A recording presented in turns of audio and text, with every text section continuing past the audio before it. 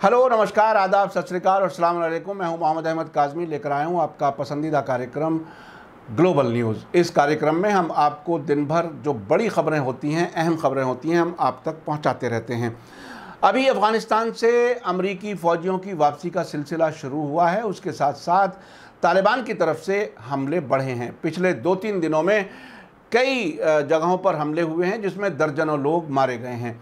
अफ़गानिस्तान से वहां अमरीकी फ़ौजियों के वापसी जाने के साथ साथ हमले बढ़े हैं। ये एक बहुत बड़ी ख़बर है। 1 मई के बाद से अमरीकी फ़ौजियों की वापसी का सिलसिला शुरू होने के बाद तालिबान की तरफ से हमले इसलिए बढ़े हैं कि उन्होंने पहले ये कहा हुआ था कि 1 मई तक आपको वापस जाना था। फरवरी 2020 में जो एग्रीमेंट हुआ था अमेरिका के और तालिबान के बीच, उसमें डोनाल्ड ट्रंप की हुकूमत में ने ये वादा किया था कि 1 मई तक सारी फ़ौजें वापस चली जाएंगी। उसके बाद तालिबान ने कहा था कि अगर ये फ़ौजें बाकी रहती हैं तो हम इनको ऑक्यूपाइंग फोर्स समझेंगे, काबिज़ फोर्स समझेंगे और हम हमले बढ़ा देंगे।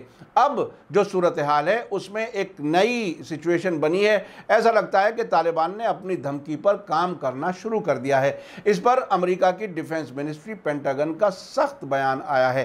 पेंटागन के स्पोक्सपर्सन ने अफगानिस्तान से अमेरिकी फ़ौजियों के निकलने के बाद भी टेररिज्म के खिलाफ ऑपरेशन के जारी रहने पर जोर देते हुए कहा है कि पहले बरसों के मुकाबले में अफ़गान फ़ौजी ज़्यादा ताकतवर और शक्तिशाली हो गए हैं। ये बाद में भी हम ऑपरेशंस में शामिल रहेंगे, इसका इशारा आ गया। चूँकि अब से पहले मैं ये कह चुका हूँ कि मुझे आज भी यकीन नहीं है कि अमेरिका की फ़ौजें 11 सितंबर तक अफ़गानिस्तान से वापस चली जाएंगी।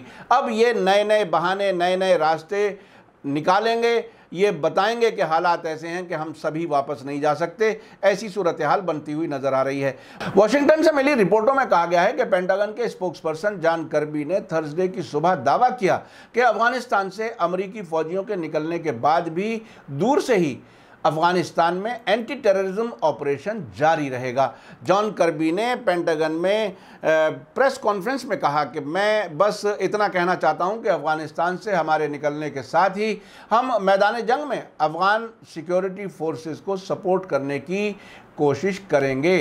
ये बात आ गई जिसका हमें पहले से खदशा था, उम्मीद थी, शक था। उन्होंने ये बयान करते हुए कि अमरीकी फ़ौज के पास वेस्ट एशिया इलाके में टेररिस्ट्स के ख़िलाफ़ ऑपरेशन के लिए 6 B-52 बम बरसाने वाले जहाज़ हैं, कहा कि अमरीका फ़ौजियों के निकलने के बाद अफ़गान अलायंस को सपोर्ट करता रहेगा और हमने ज़मीनी फ़ौजियों की तादाद बढ़ाने के बारे में ज़्यादा ध्यान दिया है।